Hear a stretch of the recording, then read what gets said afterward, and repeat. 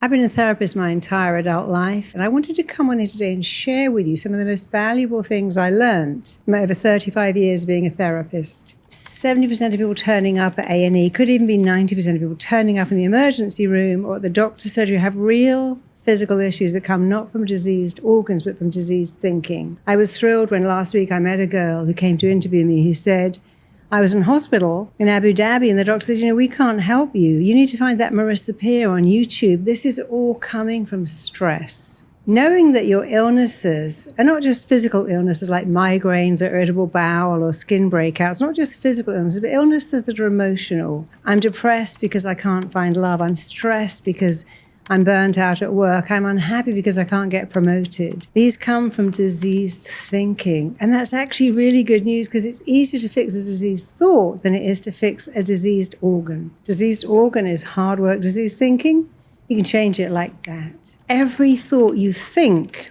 has a physical reaction and indeed an emotional response. If you think of fear, you feel scared, your heart rate goes up, you might have palpitations. If you think of something joyful, you smile and you beam. Every thought you think is a blueprint that your mind, body, and psyche actually work to make real. Here's one of my favorites. The strongest force in every human being is that we must act in a way that totally lines up with how we define ourselves. When people say to their child, oh, you've got ADD, you can't focus, you're a fidget, you're just no good at maths. No one in our house is good at maths. You're giving them an identity. After a while, we start to turn into the way we identify ourselves. So identify yourself with better identities and never say things like my migraine, I've got my migraine, I've got my tension headache. My is an ownership word. If you name it, mine, you own it. So if you don't want to own it, call it the. You can say great things about my commitment, my passion, my dedication. That's good. But if you don't want it, call it the headache, the fatigue, the insomnia. It's more likely to go away when you don't prefix it with mind. Here's something that all therapists find so vexing. Your mind loves what is familiar and what is known, and it doesn't like what is unfamiliar and unknown. So if you've never been praised and you've had a family who don't praise you but kind of tease you, and someone says, I think you're great, you'll think that won't even feel comfortable. If someone might say to you, hey, I love what you're wearing, you go, this whole thing, I've had it for 20 years. If someone says, hey, I loved your speech, didn't you see all the things I did wrong? If you want to massively, massively, massively raise your self-esteem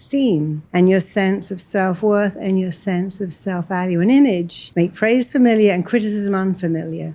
Your mind likes what is familiar. That's the fact. Here's another fact. You can make anything familiar. You can put some silicone on your finger and shove it in your eye every day and make that familiar. Make praise familiar and make criticism unfamiliar. Your mind is going to go back to what is familiar. It's our job to make great things familiar and to make things we don't want unfamiliar.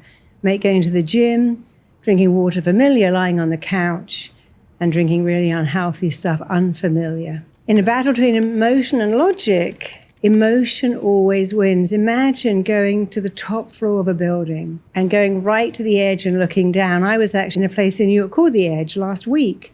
And actually, every time I looked up, my legs would do the strangest thing because my mind didn't like it. My mind was going, get away from the edge, you fool. But I was very comfortable there. But our brain is a primitive brain.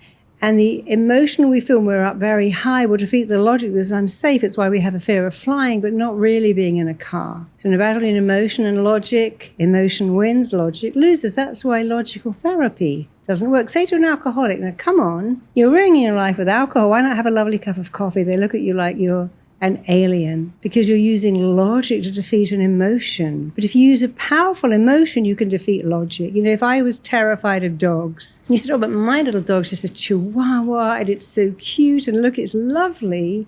Your logic has no effect on my emotion that says that dog's going to bite me and I'm scared. But if I have a different emotion, I can get over it. And a companion to that, emotion will defeat logic, is imagination is more powerful than knowledge. We wouldn't fight over football teams or car parking spaces if that wasn't so. If imagination is more powerful than knowledge, we can use our imagination to imagine amazing things, being phenomenal, being successful, being loved, being lovable, and we can make it real. When I was studying, I remember my therapy teacher saying to me, the mind is very, very complicated and it takes a lifetime to understand the human mind and a second lifetime to apply it. Well, unless you believe in incarnation, how's that even remotely helpful? The mind is not complex. The mind is very straightforward. And your mind always does what it thinks you want it to do.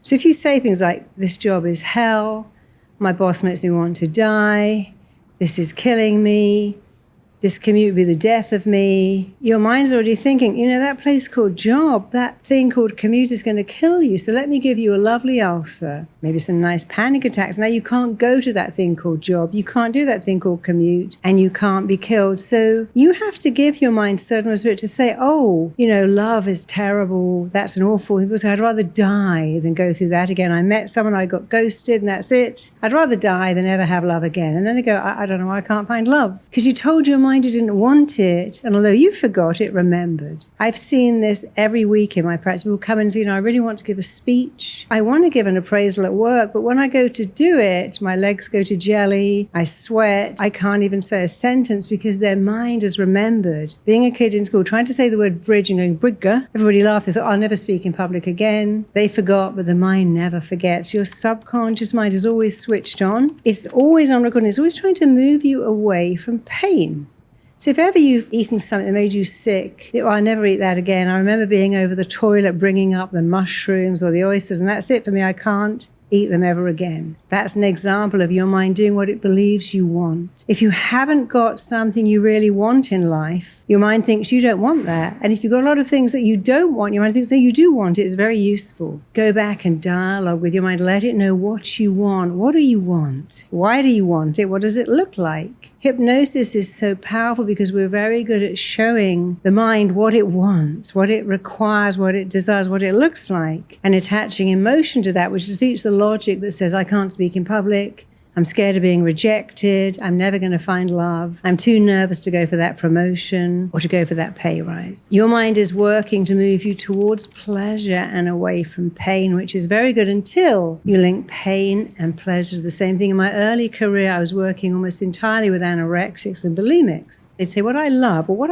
is I love reading cookery books, I love walking down the aisles of restaurants and food stores, and I spend ages looking at food. What I hate is eating food. I actually hate that. Anorexics would say, I like to wander down the aisle of a food hall, but I don't like to eat food. Bulimics would say, I love to eat food, but I hate it being in my stomach. So when I finish eating, I drink a whole bottle of perfume and make myself sick. So what I love, I hate food. What I hate, I love food. So if you link pain and pleasure to the same thing, your mind can't go, well, that's pleasure, that's pain, let's go towards pleasure. It goes, well, pain and pleasure are the same, so let's go round and round and round. To fix this, be very clear, what is pleasure? When I wrote books, I've written 7, and it's quite isolating to write. Notice I didn't say lonely, I said isolating, because isolation can be fun. I would have to say to myself, I love writing. It's so engrossing. There's nowhere else I'd rather be in the entire world, which wasn't true. But when I said it enough, you know what happened? One day I thought, gosh, it's true. There really is nowhere I'd rather be in the entire world than sitting here and writing this book. So you can choose what to link pain to, you can choose what to link pleasure, but do not link pain and pleasure to the same thing. You've got to direct your mind. You have to be the CEO of your own mind. Tell it what you want, what you require, and make sure what you want is what you don't want. I want a great job, but I don't want to work more than 6 hours a day. I want babies, but I don't want to give up my social life. I want to be a great mother, but then I couldn't have a great career. Don't let your mind drive in 2 lanes. Go into 1 lane and stay there. And you get into that 1 lane by making all the stuff you want pleasurable and avoiding it painful. The way you feel about everything comes down to just 2 things: the pictures you make in your head and the words you construct. Your mind responds to the pictures you make and the words you form. Many years ago, I was in an airport. I was in a line to board the plane, and I heard this woman crying hysterically. I heard her husband begging her, come on, please get on the plane. She said, I can't get on that plane. Then I heard ground crew saying, we're going to have to get her bags taken off the plane. And then I knew the flight was going to be delayed, and I went to the front and said, look, can I help you? She said, no, look at that.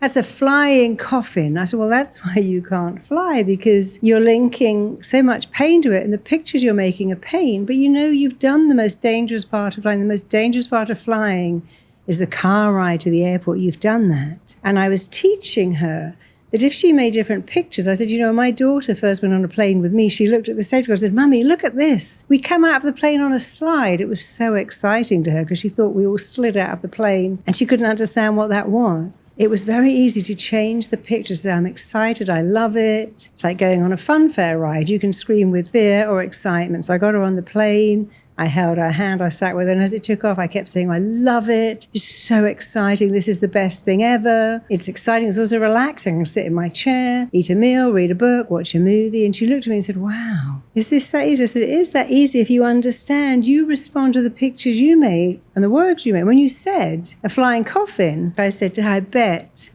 before you came to the airport, you did all your laundry. I did. I said, because you're planning to die. Not as their laundry before they go to the store or if they go out for the night. When they go on a plane, they do all their laundry in case they die. Don't do that. Here's something you probably already know. The mind learns by repetition. Repetition is the mother of all skills. No one says, hey, I went to the gym. I did 100 sit-ups. I haven't got a six-pack. What is that? You have to do the 100 sit-ups over and over again to get the six-pack and to keep it. So if you are in the business of changing yourself, changing your beliefs, changing your habits, repetition. You have to repeat it. If you're listening to any of our incredible RTT recordings, you must repeat them over and over and over again. Repetition is a skill. Whatever you want, repeat it. The words that follow I am will follow you your entire life. So here's something great to repeat. I am enough. I am lovable. I am significant. I am gifted. I am skilled.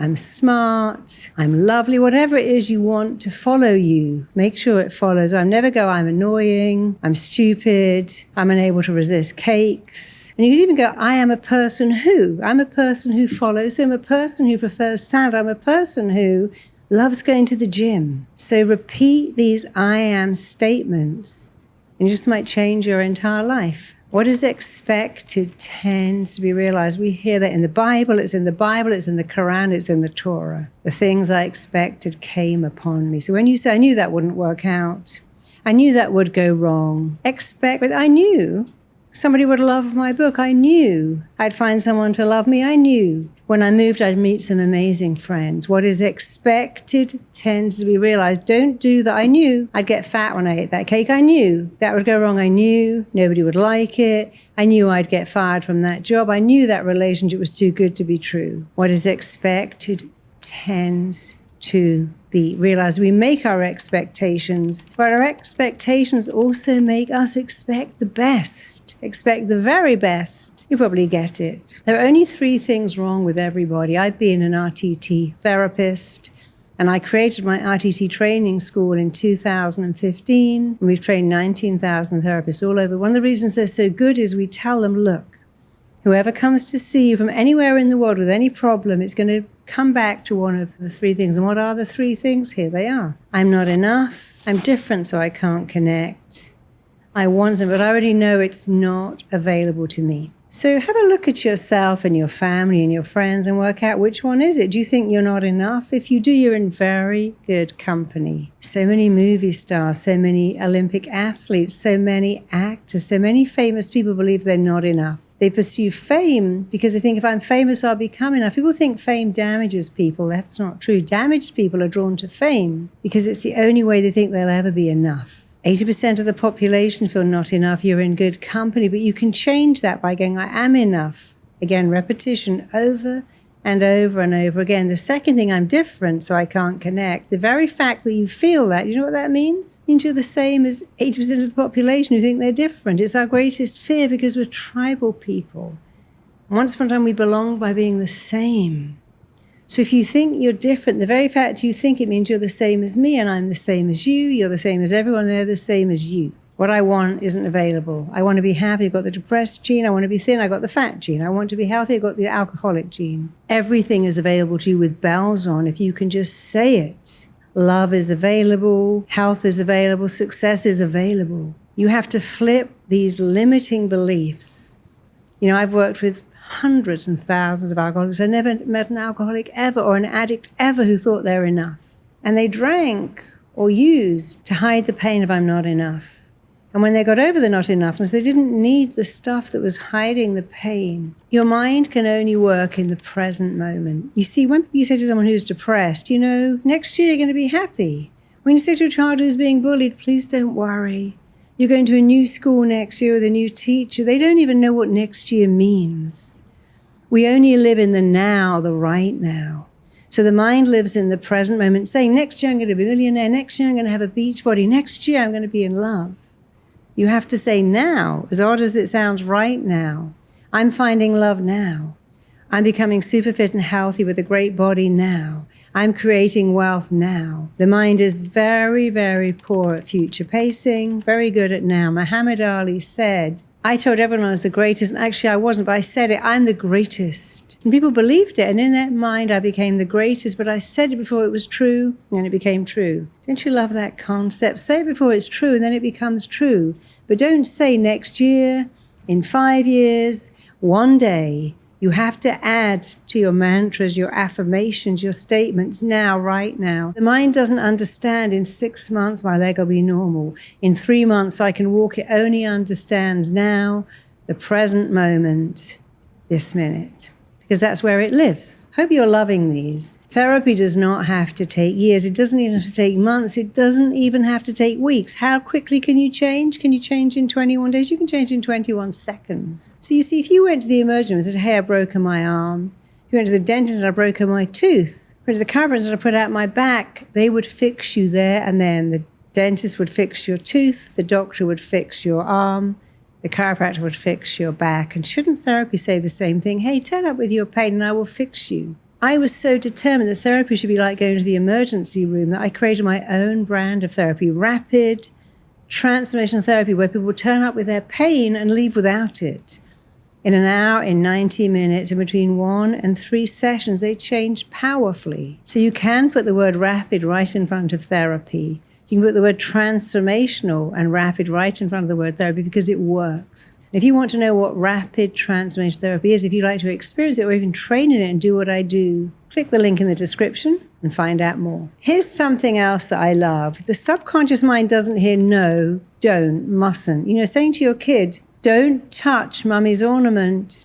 Don't touch the fire. Don't touch it. It's like saying, don't think of a lovely bar of dark, yummy chocolate. Don't think of a big, fat, juicy cheeseburger with all the juices running down the bun because, as you say, don't think about it. You have to think about it and not think about it. I'm going to do it right now. Don't think of a pink snowman. Don't think of a snowman who's pink with an orange carrot nose. And even more, do not think of a black cat sitting in a purple blanket on a green lawn. Don't think of that. You see how to not think of the cat, you have to think of the cat. So if everybody that says, oh, don't do that, don't think about that, saying, I'm not going to think about fluffing the end. I'm not going to think about that going on. I'm not going to think about it means you're thinking about it. The mind doesn't hear don't, not. The subconscious mind doesn't even know what that is. It's like saying, don't scratch your nose. The more you say it, the more you need to do it. So we're going to flip that and say, I'm saying don't think about cake. Think about wonderful salad. Think about being super healthy. Think about having a fast metabolic. Don't think about lying awake. Let's think about sleep comes to you and stays with you. What you present to your mind is going to present right back to you. What you present to your mind will present back. If you present to your mind, that's going to go wrong. You're going to mess that up. Everything I touch falls apart. That's just not going to work out. I knew that wouldn't go wrong. It will present it back. You have a biofeedback. So you're presenting stuff. Your mind is presenting it back again. Here's something that might help you a lot. I've been a therapist all my life. I can tell you the unhappiest people I've ever met are those who try to be perfect. They're also the loneliest. If you want to be perfect, what's in front of you is unhappiness, dissatisfaction, and loneliness. We don't like perfect people. They actually really don't exist. But if you try to be perfect, here's the finishing line. Run towards it. You're going to move and move and move again. You cannot win the race to be perfect because you can't even complete it. Here's what you can't be perfect. Here's what you can be and should be. I'm a flawed person. And I have the most beautiful flawed relationships with beautiful flawed people. It's called being flawsome. You will always be a flawed person. Having flawed relationships with flawed people, celebrate it, rejoice it, love it, never want to be perfect. There's no happiness there. People who are critical have the most criticism reserved for themselves, and they express it out to you. So give critical people a break because they're very unhappy, and give people who try to be perfect a break because they're very lonely and dissatisfied with themselves. But you and I, we're flawsome. Isn't that wonderful? I love being flawsome. I hope to never move away from it. Well, I never can, because being perfect is not available to me. And if it was, even if I could get it, I couldn't keep it. But being flawsome, I can keep that forever. When you're trying to change, I believe that watching this video is giving you the ability to change. Here's something to remember. The more the conscious effort, the less the subconscious responds. Imagine trying to remember, what's the name of that restaurant I went to last year? And the more I try, I don't get it. When I give up and do something else, like, oh, it's just coming to my head. Trying to sleep, trying to relax, the greater the conscious effort, the less the subconscious response. That's why hypnosis is brilliant, because it goes straight into the subconscious and says, sleep's coming to me. I'm so good at relaxing. So you don't have to try. Trying is very trying. You have to use your subconscious mind. Your subconscious mind is like a Ferrari. Your conscious mind is the driver, but you can't drive a Ferrari without Ferrari driving lessons. So today, your mind is the Ferrari, and these are the Ferrari driving lessons. The mind cannot hold conflicting beliefs, and it can't hold conflicting thoughts. Imagine if you say, these people are filthy rich. They got more money than sense, dirty money. Look at that fat cat. Do you know what you're saying? People with money are bad. Now, how are you going to be one? If you believe that, how can you be one? Here's a conflict. I want to have money, but people with money are not good people. I want to have a kid, but won't it ruin my life? Do not have conflicting thoughts. Don't have conflicting beliefs. I want to be thin, but I hate diets. I want a great job, but I'll never see my family. I want money, but you never know who your friends are. Your mind can't hold conflicting beliefs, and it can't hold conflicting thoughts. If you want wealth, do this. I'm worthy of wealth, I deserve wealth, and I'm going to do so many great things. Make a list of who will benefit if you have money. Whose kids will you put through school? Who will you employ? What will you give to charity? What will you do? The longer that list, the more you're blotting out the old belief about fat cats and filthy rich. If you think you can't find love, find someone who's got a beautiful, loving relationship to go, well, I can do that too. You make your beliefs make you. Make your beliefs amazing. You make your beliefs. Your beliefs make you, and then confirmation bias means you look for and find proof of what you have chosen to believe. You can change your beliefs. So here's the last one, the very last one. You're enough. You'll always be enough. You always have been, you always will be. These are some of my top lessons from the past 35 years. And if you want to dive deeper in each one of these learnings and topics, please subscribe to my channel and share it so that you don't miss out on other people that you know that would benefit. Every client gifted me with a lesson, and I'm gifting the lessons to you. They changed my lives, they changed my clients' lives, and now they could change your life. I wish you love, I wish you joy, I wish you everything. Until next time. Thanks for tuning in. Subscribe and share. See you soon.